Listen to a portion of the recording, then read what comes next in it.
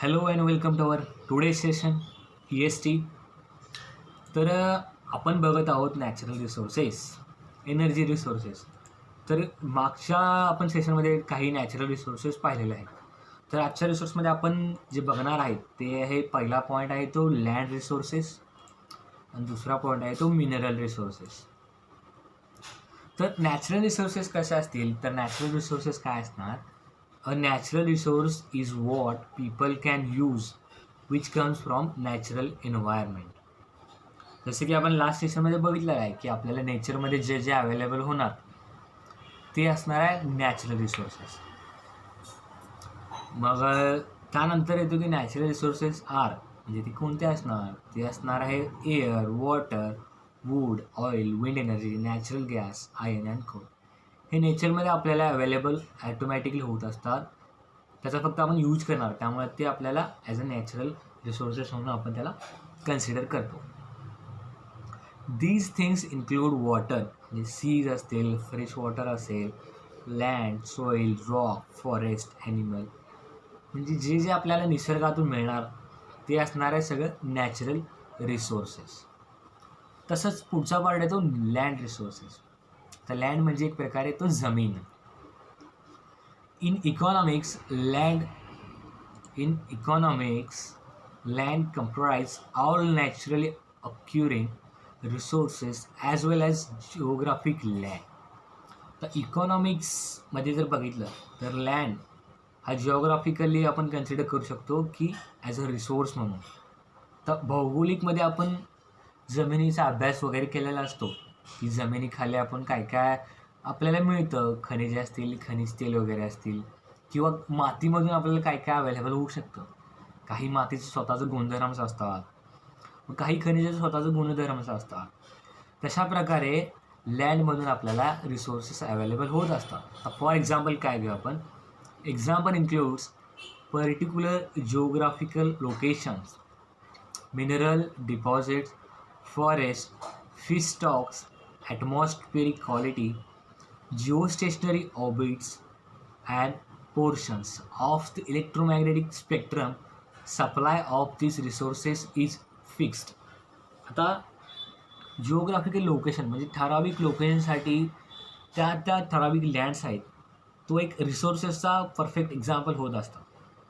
मग काही ठिकाणी ते फिश स्टॉक्स असतील. आता काही लँड्समध्ये जर वॉटरचं कंटेंट असेल किंवा काही ठिकाणी काही लँडमध्ये जर आपल्याला पाण्याचा रिसोर्स मिळत असेल तर त्या ठिकाणी एक स्पेशल म्हणजे जे ठराविक जे लिमिटेड काइंड्स ऑफ फिश असतील, त्याचे टाईप्स असतील, ते फिश आपल्याला अवेलेबल होतात. मग आता जे काही समुद्र आहेत त्या समुद्राच्या ठराविक एरियामध्ये ठराविक टाईप्स ऑफ ठराविक त्याच्या त्याच्या जातीचे जे फिश अवेलेबल असतील त्यातून आपण फिश ऑइल्स आपण एक्स्ट्रॅक्ट करू शकतो. फिश ऑइल्स हे मानवासाठी किंवा जे मनुष्यासाठी काही प्रमाणे एक पॉझिटिव्ह जे आपल्याला सप्लिमेंट किंवा एक ॲडिशन म्हणून आपल्याला घेऊ शकतो, की जेणेकरून आपल्याला डे टू डे लाईफमध्ये त्याच्यातून प्रोटीन कंटेंट असेल किंवा जे एक्स्ट्राचे जे फॅसिड्स असतील किंवा ॲसिड्स असतील जे मानवाला किंवा त्याच्या हेल्थसाठी त्याच्या बॉडीसाठी इम्पॉर्टंट असतील, ते फिश ऑइल्समधून आपल्याला त्याचं प्रमाण मिळू शकतं. मग त्याच्यात फॉरेस्ट असेल किंवा जिओ लोकेशन्स असतील, ग्राफिकली जे जिओ लोकेशन्स असतील ते पण आपल्याला अवेलेबल मिळतात. मग ते मिनरल्स डिपॉझिट असतील. मिनरल्स डिपॉझिट्स म्हणजे काही ठराविक प्रदेशात त्या त्या टाईपचे जे मिनरल्स असतात, म्हणजे त्या त्या टाईपचे, म्हणजे एखादा टाईप म्हणजे बॉक्साईट असेल तर त्या ठराविक लँडमध्ये त्या त्या ठराविक लोकेशन्समध्ये तो अवेलेबल असतो. तर काही ठिकाणीच तो अवेलेबल असतो, तर कुठेही आपल्याला मिळत नाही तो. त्यामुळे ते जिओग्राफिकल लोकेशन त्याचं फिक्स आहे आणि ते लिमिटेड आहे, स्वरूपात आहे, की त्या त्या एरियामध्ये आपल्याला त्याचं प्रमाण मिळतं. Atmospheric quality. आता एखाद्या पर्टिक्युलर लोकेशनमध्ये ॲटमॉस्फेरिक क्वालिटी चांगली असेल किंवा खराब असेल, तर तुम्ही सिटीमध्ये बघितला तिथं ॲटमॉस्फेरिक क्वालिटी ह्या ॲज कम्पेअर टू लो असते विलेजेस किंवा फॉरेस्ट कम्पेअर केला तर. त्यामुळं ॲटमॉस्फेरिक क्वालिटी पण एक चांगला रोल इम्पॉर्टंट रोल प्ले करते. तर जिओस्टेशनरी ऑर्बिट्स हे काय असणार? तर रिव्हॉल्युशन होताना आपल्या अर्थचं तर ते ऑर्बिटमध्ये होत असतं, त्यावेळेला काही बदल घडत असतात. मग ते ऑर्बिटमध्ये असतील किंवा जिओ लोकेशनप्रमाणे असतील, मग ते दिवस होते, रात्र होते, ह्या ह्या ज्या नॅचरली जे ऑर्बिट रोटेट होत असतात त्याच्यावरती पण थोडंफार डिपेंड होत असतं, जेणेकरून त्याच्यात जे ॲटमॉस्फेरिक चेंजेस होतात किंवा जे ऑर्बिटल जे चेंजेस होतात ते त्याच्यात कन्सिडर करतात.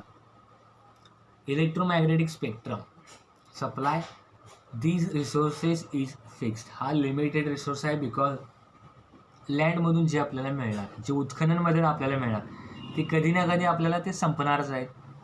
कधी ना कधी तर त्याच्यातले खनिज संपतील किंवा खनिज तेल संपेल किंवा जे ऑइल आहे त्याचं एक्स्ट्रॅक्शन बंद होईल. त्यामुळं ह्याला आपण लिमिटेड किंवा फिक्स्ड रिसोर्स म्हणून कन्सिडर करायला पाहिजे.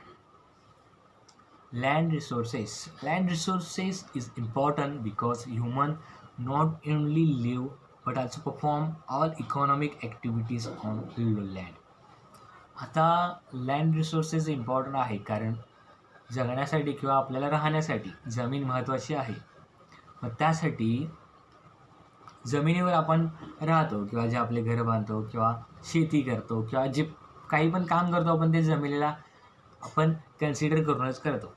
मग त्यासाठी हा इम्पॉर्टंट रोल प्ले करतो. इकॉनॉमिक कधी कसं, मग ते काय जे काही असतील, जे लँड डीलर्स असतील किंवा जे आपण जमीन खरेदी विक्रीचे जे करार्स असतील ती इकॉनॉमिक्स बेस्ड असतात. हा ॲक्टिव्हिटी पण आपल्याला लँड रिसोर्समध्ये कन्सिडर करावं लागतं. Besides, land also support wildlife, natural vegetation, transport and communication activity. Of course, लँडमध्ये आपल्याला सगळंच करायला असतं. लँडशिवाय आपण काही करू शकत नाही बिकॉज वाईल्ड लाईफ जी आहे ती पण लँडवरती बेसवरती आहे, जमिनीवर आहे. जे नॅचरल आपण जे करतो व्हेजिटेशन ते आपल्याला लँडवर डिपेंड आहे. ट्रान्सपोर्ट करणार तर मॅक्सिमम जे ट्रान्सपोर्ट आहे तर ते लँडवरती आहे.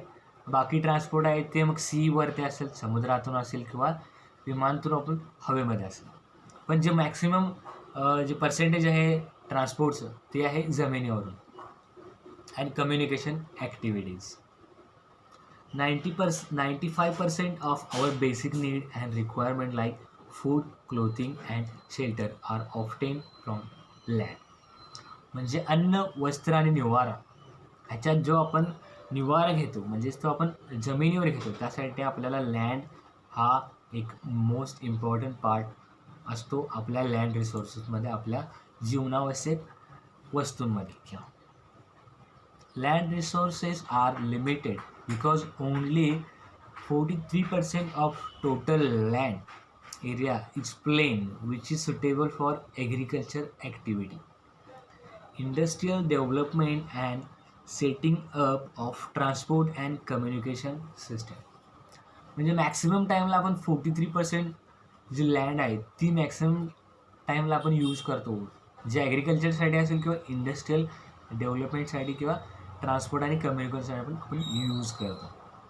बाकीची जी लँड आहे ती आपण 27% of total land is covered with plateau region which are moderately populated. Mountains cover 30% of total land area and are sparsely populated. Mineral resources. आता नेक्स्ट लँड रिसोर्सेस नंतर येतो mineral resources. Mineral resources is a pure inorganic substance that occurs naturally in the earth crust. म्हणजे हा inside the earth हा resource आपल्याला available मिळतो. Mineral resource are non renewable and include metals, example iron, copper and aluminium, and non-metal example salt, gypsum, clay and salt and phosphates. म्हणजे minerals आहेत ते non renewable आहेत because एकदा तुम्ही जमिनीतून एक्स्ट्रॅक्ट केला तर ते ॲटोमॅटिक परत काय जनरेट होत नाही. एकदा एक्स्ट्रॅक्ट करून तुम्ही बाहेर काढला तर तो एरिया आहे तिथे ते परत जनरेट होत नाही. मग त्याच्यात एक्झाम्पल काय आपल्याला मेटल्स असतील किंवा आपल्याला सॉल्ट असेल, जिप्सम असेल, क्ले असेल, सँड असेल, हे सगळे असतात ते पण नॉन मेटल आहेत पण ते आपल्याला एक्स्ट्रॅक्ट करता येतात. Minerals are valuable natural resources being finite and non renewable. तर मिनरल्स आहेत ते लिमिटेड आहेत आणि ते फायनाईट आहेत. फायनाईट म्हणजे कसं, कधी ना कधी ते संपण्याची शक्यता आहे. काही वर्षानंतर किंवा काहीतरी हजार वर्षानंतर किंवा काही कितीतरी 100 वर्षानंतर ती संपण्याची भीती आहे किंवा ती संपण्याची शक्यता आहे. त्यामुळे ते नॉन रिन्युएबल आणि ते फायनाईट आहेत.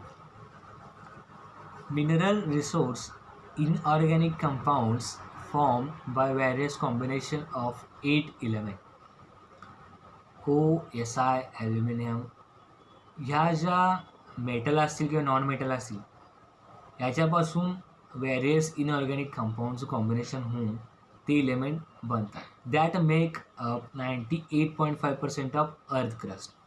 म्हणजे ऑक्सिजन असेल, ऑक्सिजन असेल, ॲल्युमिनियम असेल, फॉस्फरस असेल, कॉपर, निकेल असेल, मॅंगनीज असेल, कॅल्शियम असेल, तर अशा प्रकारे जे आपल्याला अंडरग्राऊंड म्हणजे अर्थच्या क्रस्टमध्ये मिळतात. All of the earth crust except rather than small portion of earth crust that contains organic material is made up of minerals. तर मिनरल्स हे आपल्याला अंडरग्राऊंड मिळतातच. मग अर्थ क्रस्टमध्ये मिनरल्स कॉम्बिनेशन होऊन काही आपल्याला ऑर्गॅनिक मटेरियल्स मिळतात. मग ते काही स्मॉल पोर्शनमध्ये असतील किंवा ते लार्ज पोर्शनमध्ये असतील. मग त्याच्यात मिनरल्सचं प्रमाण हे असतं. Some minerals consist of single element such as gold, silver, diamond or carbon and sulfur.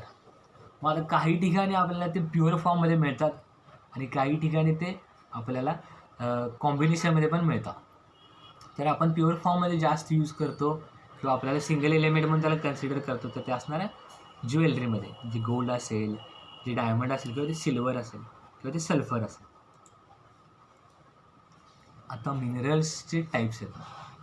तर मिनरल्सचे टाईप कोणते असतात, तर एक आहे फ्युएल मिनरल, दुसरा आहे मेटॅलिक आणि नॉन मेटॅलिक.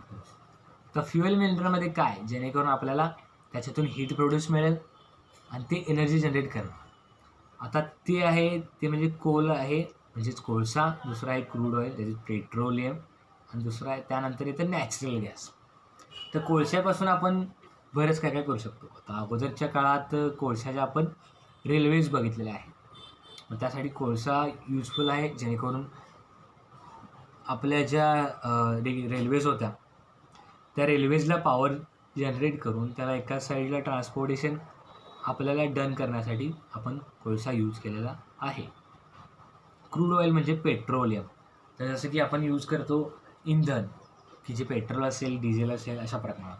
म्हणजे नॅचरल गॅस असेल, जे की असेल आपला बायोगॅस असेल, जो आपण तयार करतो. त्यानंतर जो आपल्याला नॅचरली गॅस अवेलेबल असतो तो म्हणजे LPG वगैरे, CNG वगैरे अशा टाईपचा. आणि जे मेटॅलिक रिसोर्स असतात किंवा नॉन मेटॅलिक रिसोर्स असतात ते सगळे येतात आपल्या मिनरल रिसोर्सेसच्या टाईप्समध्ये.